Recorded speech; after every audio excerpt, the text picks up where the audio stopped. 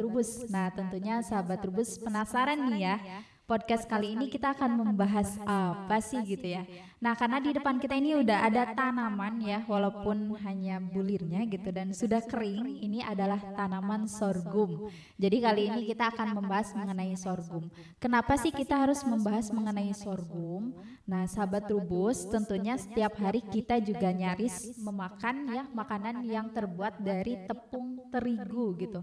Nah, ternyata di Indonesia itu sendiri tepung terigu itu biasanya terbuat dari gandum. Ternyata Badan Pusat Statistik 5 tahun ke belakang itu menunjukkan data impor gandum 10 sampai 11 juta gitu ya per tahun. Artinya pemakaiannya itu masih relatif tinggi. Nah, lalu apakah ada nih ya pangan lokal gitu yang bisa menjadi alternatif dari gandum itu sendiri? Karena di sini juga tadi udah di spill gitu ya, ada sorghum.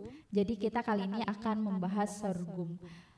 Mungkin untuk sorghum itu sendiri sahabat Trubus bukan hal anyar atau bukan hal baru ya, karena di setiap daerah juga sudah mengenal. Misalnya di Jawa Barat itu ada epoi atau skul gitu disebutnya. Kemudian di Jawa itu biasanya terkenal dengan nama cantel, atau di NTT itu juga namanya jagung rote gitu. Nah, sahabat Trubus tentunya semakin penasaran kan ya, apakah sorghum ini adalah barang baru gitu ataukah memang sudah lama dibudidayakan. Tentu aku hari ini gak sendirian, kita ditemani oleh praktikus, petani, pengolah sekaligus pendiri dari Spasi atau Sejati Petani Sorghum Indonesia, yaitu Pak Lili Sutarli Suradilaga. Nah, di layar sahabat Trubus nih sudah ada Pak Lili, kita sapa-sapa dulu ya. Halo Pak Lili, selamat siang Halo, Pak. selamat siang. Gimana kabarnya Pak Lili? Sehat Pak? Alhamdulillah hari ini sehat bugar. Pak Lili sekarang berarti posisinya lagi ada di mana nih Pak Lili? Saya lagi di Tasikmalaya. Oh, di Tasikmalaya ya Pak Eh, ya. Berkaitan dengan Tasikmalaya juga kabarnya di sana sudah banyak tanaman sorghum ya Pak ya di sana ya. Betul, saya memulai tahun 2015, Mm-mm. memulai nanam sorghum di Oke. sana. Gitu. Ha-ha. Pak, mengenai sorghum itu sendiri nih, karena Pak Lili juga merupakan ahli dan praktikusnya gitu. Memang betul tidak sih Pak untuk sorghum itu sendiri sudah dibudidayakan sejak lama di Indonesia gitu, Pak Lili boleh dijelaskan? Betul. Apa? Saya terakhir tuh tahun 80. Saya waktu itu sekolah di SLTA, Mm-mm. pulang ke Garut gitu kan. Nenek saya nyediain gandrung ya, lebih Mm-mm. dikenal di Jawa Barat tuh gandrung atau epoi atau seko ya. Nah, itu ditanamnya di pinggir sawah gitu kan. Mm-mm. Nah, saya pernah nyoba jadi bikin bubur, bikin kalau ini orang Sunda bilang papais lah, gitu. Atau Papais makanan ya. yang lain gitu kan. Jadi udah lama, mungkin tergusur apa gitu kan. Terus identik maka makan sorghum tuh kayak makanan pakan gitu ya Mm-mm. buat burung. Padahal kalau kita dikaji atau dianalisis itu benar-benar gluten free itu, Artinya bebas gluten ya Pak ya? bebas gluten Oke. gitu. Nah, Terus jadi kalau kalau sejak tahun 80-an itu bertahan berapa lama tuh Pak ada makan sorghum kayak gitu? saya terakhir justru tahun 80, Oh, itu terakhir terakhir tahun tahun 80. 80. Nah, Hmm. di tahun 2015 Mm-mm. saya mengenal sorghum tuh dari seseorang gitu di Tasik, katanya ini saya liatin ini bukan, saya bilang ini gandrung, dia kaget gitu kan. Nah, begitu bahwa ini gandrung gitu, itu kan bahasa daerah. Ya Gandrung. logika, Gandrung itu bahasa daerah mana gandrung Pak Lili? Jawa Barat. Oh, Jawa Barat. Oke. Jawa Barat. Itu di Garut, di Tasik namanya gandrung gitu ya. Ha-ha. Tapi di Garut pun ada sebagian di wilayah Cibatu itu namanya sekul. School. Seperti di Sukabumi ya, yang arah ke apa ke Oke. Pelabuhan itu namanya juga sekul. Gitu kan. Oke. Artinya dari setiap daerah juga memang sudah mengenal ya Pak ya. Artinya memang sudah Indonesia punya ya tanaman sorghum itu ya Pak ya, Pak Lili. Betul, Ha-ha. betul. Terus baru-baru ini ternyata sorghum itu booming lagi nih Pak karena dicanang-canangkan gitu ya Pak sebagai pangan alternatif. Nah, itu memang 10 tahun ini booming memang sudah sebagai pangan alternatif atau bagaimana nih Pak terkait sorghum? Sebenarnya bukan lapangan alternatif lagi, Mhm. itu bisa jadi substitusi. Sebenarnya ya Cuman Pak ya. sebenarnya bisa gitu. Cuman kan gini, sorghum tuh masih di bawah, harganya masih kelas elit. Mhm. Karena apa? Masih terbatas gitu kan. Nah, kadang-kala yang bercocok tanam pun siapa off-takernya. Nah, saya 3 tahun budidaya itu ya, di budidaya di Mhm. sorghumnya. Begitu 3 tahun berbicara off-taker, oh ini salah nih. Mestinya lari ke hilirisasi. Begitu di hilirisasi bikin beras, bikin tepung. Nah, tepungnya mau jadiin apa? Makanya moto Spasi itu, moto kami adalah kreatif, inovatif, pasti produktif. Kreatif, inovatif, pasti Pasti produktif. produktif, Artinya menghasilkan. menghasilkan Menghasilkan. gitu Oke. kan. Hmm. Oke. Kami pun sudah bikin 65 produk gitu, Wah, baik itu pakan, ah, pangan maupun fuel. Dan saya tuh sudah oke. coba bikin bioenergi dari sorghum. Oke.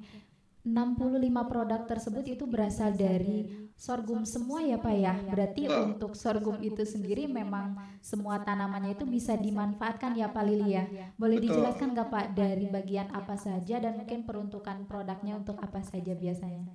Nah, gini, kita dari bawah ya. Kalau Mm-mm. akar saya masih uji di salah satu lab kan. Karena ini dari akar dulu ya. Mm-mm. Akar tuh saya lihat 6 bulan dicoba digigit ternyata min. Mm-mm. Nah, terus yang setahun tinggal 1 bulan lagi saya hasil uji labnya diambil. Nah, itu di batang. Batang tuh bisa bikin untuk gula maupun bioetanol maupun pakan. Oke, itu Ya, dari batangnya aja. dari Mm-mm. batang dan daun ya, daun. Mm-mm. Nah, terus lari lagi ke atas, ke bulir. Oke. Bulir, gabah, apabila dijadiin beras berarti ada sekam. Mm-mm. Nah, ada beras berarti ada tepung. Nah, di tepungnya ini tinggal kita kreatifnya. Mau dibikin apa? Mau bikin susu bisa. Mau bikin ya sekarang gini, susu kedelai aja ada. Kenapa susu sorghum nggak ada? Tinggal kekreatifan kita aja. Oke. Mampukah kita ini? Oke. Nah itu. Menarik nih Pak, susu sorghum. Nah, berarti dari 65 produk yang sudah dikembangkan Spasi itu ada gak Pak yang maksudnya sudah dibuat susu sorghum gitu? Ada. Malah kita tuh bikin 2 ya. Bu Heeh. sore namanya bubur sorghum etawa. Dan kita udah testimoni buat yang stunting, yang gizi buruk. Alhamdulillah selama sebulan kita pasok gitu ya. Hmm. Dalam sebulan tuh naik tingginya 2 sentian. Terus badannya juga naik antara 1 sampai 1,5 kilo. Hmm. Itu yang gizi buruk ya. Nah, itu saigum. Ada lagi susu etawa dicampur sorghum. Kita mix ya, Hmm. mix dengan susu etawa. Saigum tuh buat pagi-pagi sarapan seperti produk-produk lain ya. Hmm. Uh, apa kayak energen kan gitu. Nah, kita bikin seperti itu. Dan alhamdulillah kita sudah lolos BP POM, sudah halal, sudah TKDN gitu. Jadi ada beberapa produk gitu kan. Dan produk-produk itu tuh bukan jadi gini, maaf ya. Malah saya pun ingin menciptakan OPOP, one village one product dari sorghum. One village, Seperti one product dari sorghum ya? one product Oke. dari sorghum. Nah, beranikah kita berbagi? Jadi jangan hanya diproduksi sama sendiri, bahan Oke. bakunya nggak ada, Hmm. kita kasih. Misalkan di satu desa itu sekarang ada ya kalau orang Jawa bilang jipang ya, kalau Hmm. saya borondong. Hmm. Saya kasihin ke mereka, kita pasok bahan bakunya, dia yang bikin Hmm. borondongnya. Akankah itu menjadi off-taker? Akankah itu jadi market tersendiri? Nah itu, Mbak. Oke, iya Pak. Ya, Tadi kan maksudnya dari produk-produk itu juga bisa menghasilkan hal baru ya Pak, artinya menambah betul, nilai di petani juga gitu. Nah, tapi sekarang betul. untuk penanaman sorghum itu sendiri gimana sih Pak keadaan di Indonesia gitu untuk potensi hasil sorghum itu sendiri biasanya semusim itu berapa ton gitu untuk di Indonesia Pak Lili? Kalau kalau saya sendiri Hmm. ngikutin SOP ya, SOP ukur apa jarak tanamnya tuh 20-40 itu akan dalam 1 hektar tuh itu akan ada 125.000 lubang. Nah kalau misalnya 125. ya kita juga mesti ngitung populasi. Ada yang bilang 1 hektar kok saya cuma 2 ton gitu kan. Hmm. Nah, begitu saya tanya populasinya berapa, dia nggak bisa jawab. Nah, mestinya kita hitung juga secara akal sehat ya, bahwa 1 hektar itu 100 meter kali 100 meter, kalau misalkan dengan jarak 20 kali 40 senti, berarti akan menghasilkan 125.000 lubang. Kalau dikali 2, kita pakai logika aja, pakai akal aja, kali 2, kali 0,3.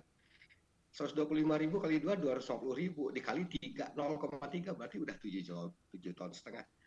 Hamanya adalah burung. Ambil sama burung 2 ton setengah lah. Kalau kita nggak kreatif ya. Oke. Burung tuh muncul di kala si itunya hijau. Oh, karena bulirnya mulai hijau itu baru mulai muncul hama. Burung saja Burung berarti tuh hamanya ya? menurut saya hanya burung. Kalau ada kemarin di Garut tuh batangnya di daerah Limbangan, batangnya busuk. Saya hanya bilang gini, potong aja yang busuknya. Ini saya yakin muncul lagi. Ternyata benar. Nah itu kan. Dalam arti untuk budidaya sorghum itu sendiri juga relatif mudah mungkin ya Pak ya. Dan untuk hasil yang diterimanya juga relatif singkat. Untuk sorghum biasanya bisa panen berapa bulan tuh Pak? Maksimal tuh kan 1 kali tanam 3 kali panen. Saya berpatokan 3 kali panen ya, 1 tahun tuh. Yang pertama tuh 115 hari. Tapi kalau matahari minimal kan kalau saya bercocok tanam itu 6 jam. Sehari itu sorghum perlu matahari itu 6 jam. Nah, pertama 115 hari, kedua 95 hari. Ketiga 75 sampai 85 hari. Gimana perawatan sebenarnya? Kalau bercocok tanam itu bukan lagi ke pupuk, tapi ke perawatan. Dipupuk tapi dirawatnya kagak, kan percuma. Gitu. Nah, itu. Berarti biasanya tuh butuh perawatan seperti apa sih sorghum supaya mendulang hasil yang tinggi, Pak Lili? Kalau saya biasanya maksimal seminggu sekali dikontrol. Jadi spasi sejati petani sorghum itu kalau bercocok tanam dengan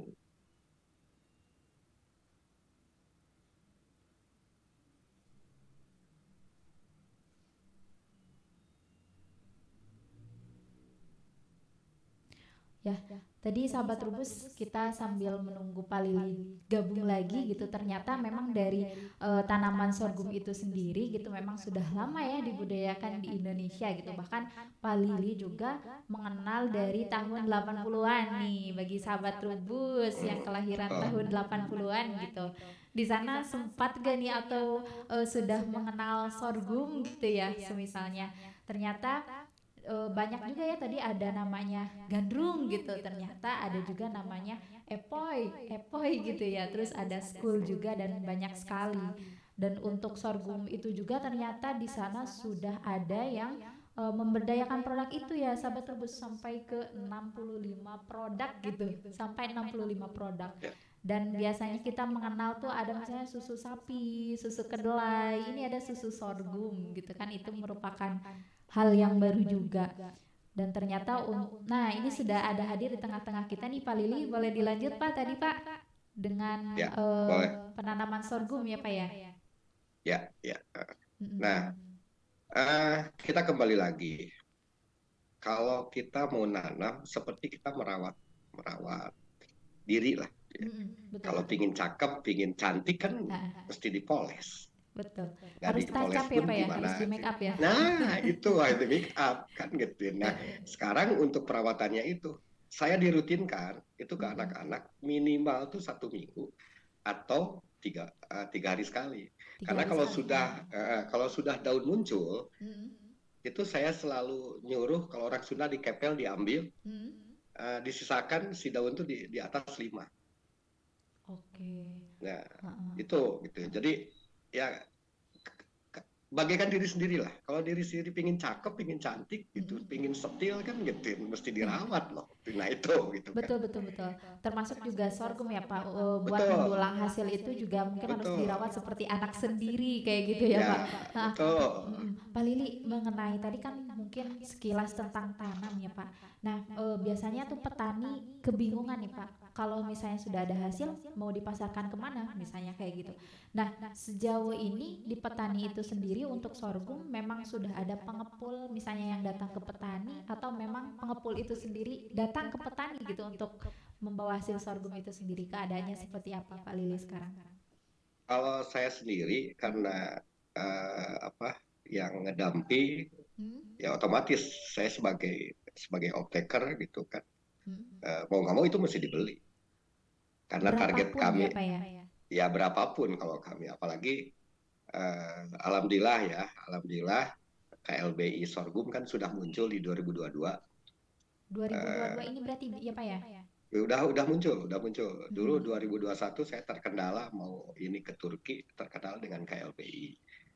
Nah, alhamdulillah 2022 sekarang udah muncul setelah saya coba audit dengan Bappenas, dan alhamdulillah sudah muncul. Dan untuk saya pribadi, Spasi sendiri atau perusahaan kami namanya Sorghum Teguh Santosa itu menspesialisasikan ke jenis bioguma. Ya. Nah, Bioguma. Kenapa Pak?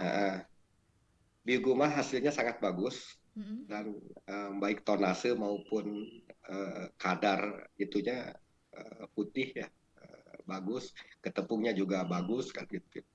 Dan apa saya memproduksi bioguma itu sampai ke tepung maupun dibikin susu itu semua dari bioguma. Hasilnya bagus lah. Ya. Oke, dari Biar varietas bioguma itu ya Pak ya. Itu kan ada tepung juga nih ya Pak Lili. Tadi membahas tepung. Nah di sini sahabat rebus ini sudah ada tepung sorghum gitu ya. Nah di sini ada dua jenis tepung sorghum nih Pak Lili. Ada yang putih, ada yang merah. Itu bedanya apa sih Pak Lili? Atau memang dari tanamannya jenis sendiri atau gimana biasanya? eh, sorghum kan awalnya ada 27 jenis ya, Oh, varietas. 27 jenis. Betul. Ada yang merah, ada super 1, super 2, super 3, ada bioguma awalnya dari dumbu, ada samurai gitu kan, malah ada yang orang Sunda bilang ketan ya. Itu yang hermada yang hitam tuh kan gitu. Tapi hasilnya tidak bagus, tidak banyak karena rantingnya yang diambil, seperti buat sapu ya. Yang saya punya temen itu masuk ke ekspor ke Jepang sama Korea Selatan si sapunya tuh. Nah, jenis merah maupun putih itu sama sebenarnya kadarnya. Cuman kalau misalkan merah terindikasi gini, seperti beras merah dan beras putih. Oke. Itu ngandung karbohidrat. Nah, cuman penggunaannya itu sendiri, termasuk gitu diri kita. Mau senang yang merah boleh, yang ini cuman ada kelebihan mungkin ya. Nah itu kan. Artinya kalau dari jenis itu sendiri ya Pak ya, untuk perbedaannya gitu berasal dari jenis merah dan jenis putih. Tapi untuk dikonsumsinya itu sendiri tergantung konsumennya mau yang seperti apa gitu ya Pak Lili ya. Betul. Tadi kabarnya ada yang ekspor nih Pak. Itu berbentuk sapu dari bulir atau seperti apa nih Pak Lili? Yang saya tahu dia bukan bulir tapi sapu yang dari rantingnya. Oh, Itu dari ranting. yang jenis ketan atau hermada yang hitam ya. Nah, itu rantingnya. Saya lihat teman saya tuh ngeproduksi itu, di ekspor kalau nggak salah ke Jepang sama Korea Selatan. Itu sapu. Jadi kayak pengganti sapu injuk lah itu kan. Nah, Sahabat kalau tuh dari kalau saya sendiri bikin sapu tuh dari bekas malai. Malainya ya, bisa Itu dimanfaatkan juga. bisa dimanfaatkan kan. Nah itu. Tuh sahabat rubus juga semua bagiannya ternyata selain terigu juga memang sudah ada yang pengrajin gitu ya, yang sudah ke pasar mancanegara gitu. Nah sekarang Pak untuk dari mesinnya itu sendiri mungkin ya Pak, dari petani sorghum tuh gimana sih Pak, artinya untuk mesin sosoknya itu sendiri memang sudah tersedia atau menjadi salah satu kendala bagi petani gitu di sorghum itu sendiri? Nah, sebenarnya kalau kembali ke mesin, kendala di sorghum itu adalah di mesin penyosok. Mesin penyosok itu kan nggak ada di toko ya, nggak ada. Makanya saya bikin sendiri gitu kan. Kuncinya hanya di mesin penyosok. Kalau mesin tepung kan di toko banyak, tapi mesin penyosok. Nah, itu Oke. nggak ada gitu kan. Heeh. Oh, Nah, berarti Pak Lili juga memproduksi mesin ya Pak. Itu kapasitas berapa Pak kalau di sorghum hasil rakitan sa- Pak Lili? hasil rakitan saya ada dua jenis, yang satu ton 8 jam, dan Mm-mm. ada yang 10 ton 8 jam. Oke. Hmm, gitu Dan ya. itu kalau dibandingkan dengan yang manual mungkin sangat jauh ya Pak hasilnya Wah, ya. jauh, sangat jauh gitu kan. Heeh, heeh. Nah, Artinya mungkin untuk mesin pesosok itu sendiri menjadi kendala tapi masih bisa diakali ya Pak artinya ya Pak ya. bisa. Dan Saya tidak. yakin, Mm-mm. saya yakin kalau kreatif, berinovatif, semua manusia bisa. Betul Mau betul. apapun, karena tinggal Heeh, negatif heeh, apa positif gitu kan. heeh. Nah, itu. Oke, dan itu juga menjadi moto dari Spasi, kreatif, inovatif Oh, menuju produktif produktif. ya Pak ya. Nah, itu. Oke. Heeh, heeh. Pak, dari tepung sorghum itu sendiri gitu kan sekarang mulai booming juga ya Pak dari tepungnya. Mm, Nah, apakah sudah ada permintaan dari industri gitu Pak untuk terkait tepung sorghum itu sendiri? eh, sebenarnya banyak. Banyak ya. Banyak. Salah satu di Tangerang ya, di salah satu di Jawa Barat aja. Dulu kan Banten masih ke Jawa Barat. Saya bilang di daerah Sunda aja di Banten. Kemarin saya tawarkan, gitu. Dia perlunya 500 ton per bulan. 500 ton per bulan. Per bulan. Nah, saya hanya bilang gini, kalau misalkan yuk kita bareng-bareng dengan harga yang ini, tolong jangan hanya untuk petani aja, tapi bantulah minimal gitu bibit dan pupuk dipasok atau HOK-nya kan gitu. Eh, karena kita udah kirim dan alhamdulillah itu kan sudah diterima, uji labnya saya kasih, terus diuji lagi sama mereka. Bapak sanggupnya kapan? Kalau dari MOU saya hanya bilang minta waktu 3 bulan sampai 4 bulan, asal MOU. Oke. Dan alhamdulillah hari ini juga mungkin saya ada MOU dengan salah satu pabrik di Pulau Jawa, itu perlu tepung tepung sorghum yang putih saya pakai yang bioguma, itu perlu 280 ton per bulan. 280 ton itu berarti memang sudah dipenuhi belum Pak dari jumlah Belum, tersebut? Oke. belum. Dalam arti adanya permintaan sampai 280 ton itu memang industri juga sudah melirik dari tepung sorghum itu sendiri ya Pak Lili ya? Betul, betul. Oke. Sangat sangat sangat tertarik dan mereka juga akhirnya terus terang aja saya lagi ini dengan fries ya. Mereka pingin price-nya seperti terigu. Bagi saya asal deal aja. Nah, itu. Oke. Kalau sekarang harga dari tepung sorghum itu sendiri berapa nih Pak per kilo? Kalau sekarang saya di angka berasnya 18.500 per kilo. Kalau tepung 22.500 per kilo. Oke, 22.500 per kilo. Nah, kalau Ya, dibandingkan dengan sorghum yang masih belum diproses gitu, Pak, itu biasanya dari petani berapa ribu tuh, Pak, kalau beli? saya di angka 3.500. 3.000. Dan artinya Itu mungkin kalau petani itu mengolah menjadi hilirisasi produknya sangat menambah nilai dari sorghum itu betul, sendiri ya, Pak Lili ya. betul. Artinya ya. Makanya saya punya konsep gini. Kalau benar di sana petani bisa nyampe 20 sampai 50 ton, saya pasti mesin penyosot dipasok sama kita. Biar naikin dari tadinya gabah, naikin ke beras gitu. Nah, jadi kita ngambil dari petani itu ngambil berasnya, bukan gabahnya. Kepingin saya gitu. Nah, nilai ekonomi pun akan naik kan. Yang tadinya 3.500 bisa naik kan gitu. Nah, itu gitu. Betul. Dan selain menambah nilai juga bagi konsumen juga sangat berpengaruh terhadap kesehatan ya Pak ya. Kabarnya juga bebas gluten betul ya Pak ya gimana tuh? Betul. Itu manfaatnya banyak. Saya Ha-ha. uji testimoni bukan ke orang lain, di keluarga saya sendiri gitu kan. Itu buat diabetes. Kebetulan orang tua saya eh, punya turunan diabetes ya. Oh, Eh, oke. dan saya coba selama 3 bulan ternyata nol besar ya. Jadi nggak ada glutennya, nggak ada gulanya. Alhamdulillah gitu kan. Oke. Berarti sangat cocok juga dikonsumsi untuk yang mereka intoleran gluten artinya ya Betul, Pak. betul, betul. Gimana nih Pak dengan tadi kan pasar industri lokal, nah sekarang mungkin ekspor-ekspor untuk tepung sorghum atau sorghum itu sendiri udah ada kabar belum Pak? Saya lagi menjajaki. Sebenarnya dulu Oke, waktu ha. masuk ke salah satu perusahaan ya di luar, Mm-mm, itu dulu di Indonesia ada, sekarang ada di luar. mm-mm. Gitu. Saya masih punya kerjasama eh, apa dari uji labnya udah lolos di sini, tinggal uji lab di sana. Itu masuk ke Turki dan Mesir. Tahun berapa tuh Pak sampai masuk ke Turki ya? Saya sampel udah masuk, cuman saya nunggu lagi uji lab di sana. Oh oke. Jadi selain uji lab di sini, di uji lab juga di negara orang gitu Hmm. untuk diterima itu kan. Nah, Mm-mm. nanti gitu kan kalau misalkan deal gitu, ya, kita bisa ini bisa bisa masuk lah karena waktu waktu itu permintaannya sekitar satu bulan tuh sekitar 2 kontainer untuk beras ya. Untuk beras ya Pak ya artinya Untuk ya? berasnya, untuk tepungnya juga sama kan gitu. Mm-mm. Artinya, Sebenarnya sangat sangat mm-mm. luas kalau misalkan kita Mm-mm. mau garap sorghum yang benar-benar serius gitu kan.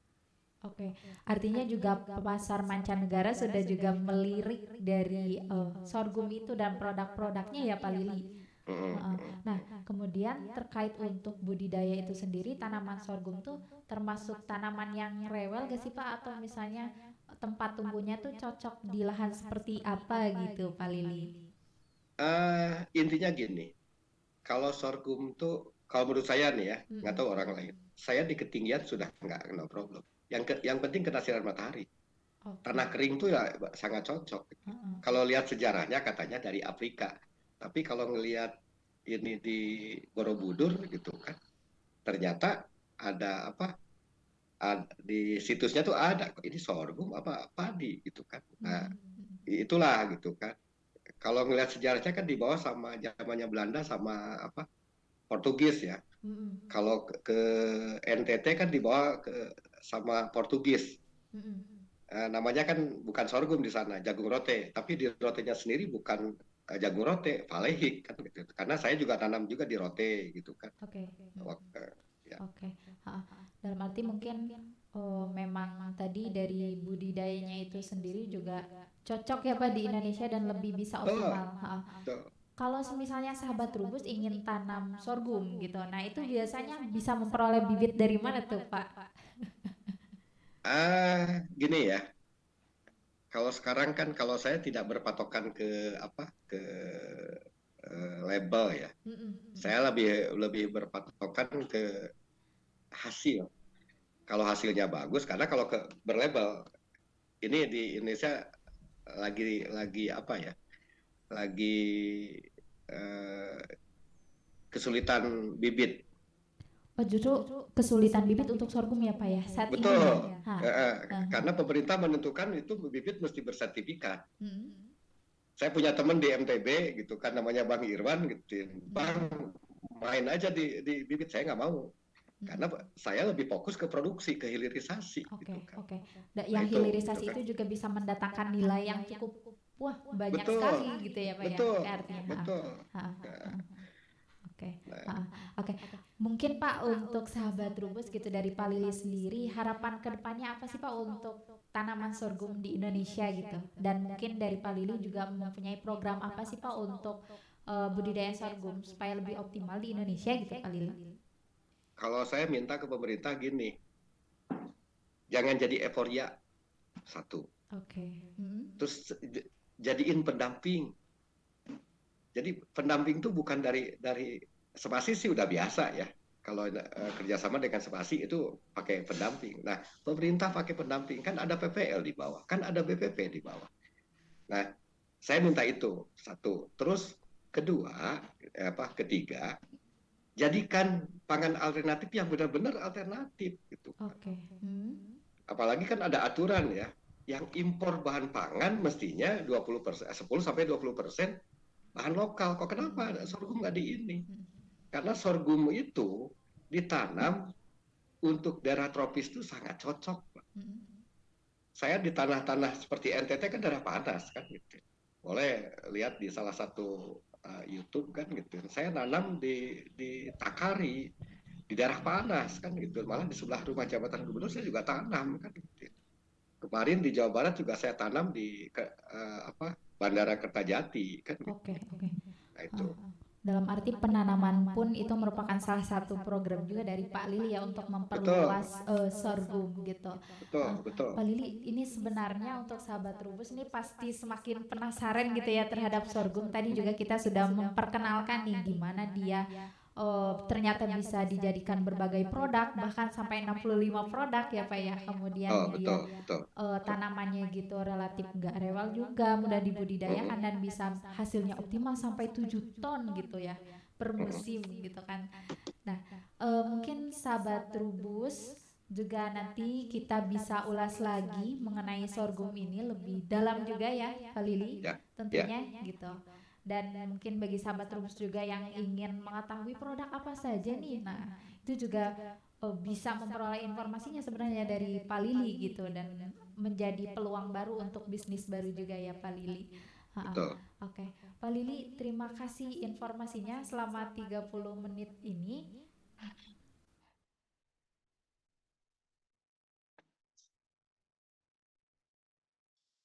Oh, Bisa terwujud ya Pak, terutama untuk ya, ketersediaan bibit siap, ya Pak ya. siap, siap, siap. Ha-ha, ha-ha.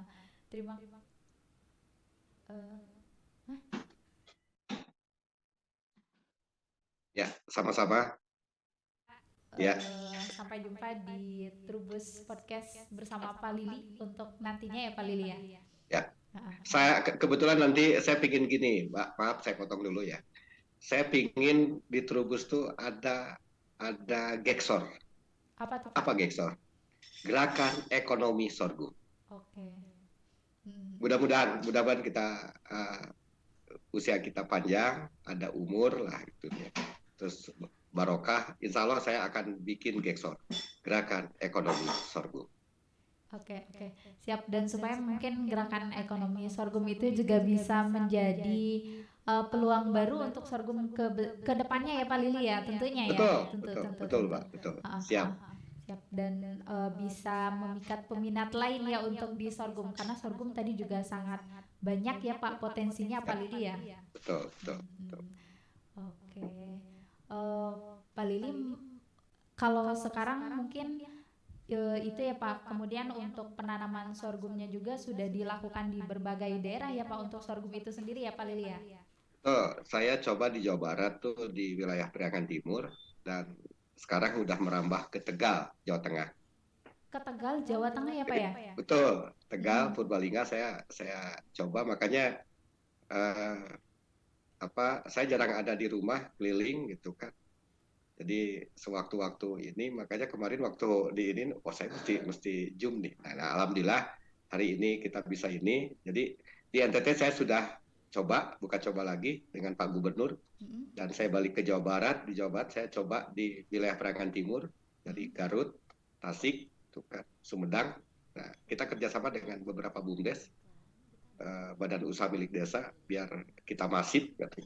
Nah, terus saya sekarang sudah merambah ke Tegal dan alhamdulillah 2 bulan ini pohonnya sudah bagus karena di sana daerah panas. Nah itu kan. Mudah-mudahan ke depan kita bisa terus ikut mendorong uh, penanaman sorghum gitu kan. Siap, siap Pak Lili. Terima kasih banyak nih Pak Lili. Kita sudah Sama-sama. mendapatkan insight baru mengenai sorghum ya. Sehat Ya, selalu Pak Lili. Sampai jumpa amin, lagi. amin, Nah, sahabat amin. Trubus ini sebelumnya ada juga kelas Trubus ya yang bisa diikuti oleh sahabat Trubus, yaitu ada singkong komoditas masa depan tingkatkan produksi singkong gitu.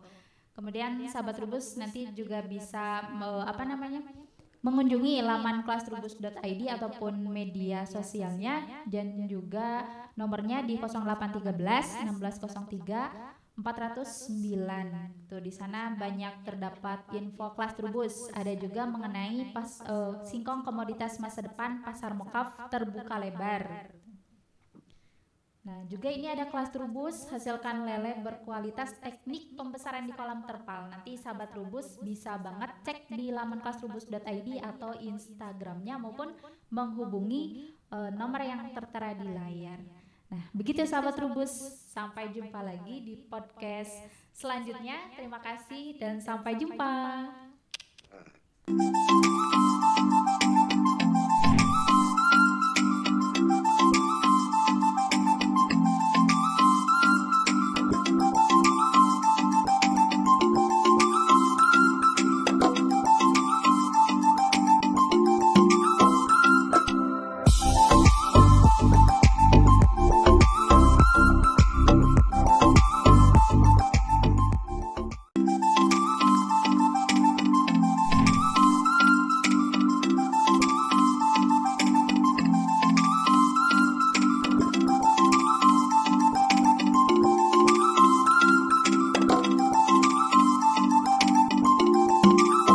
Oke, nanti saya bikin acara ya, sengaja datang ke Depok.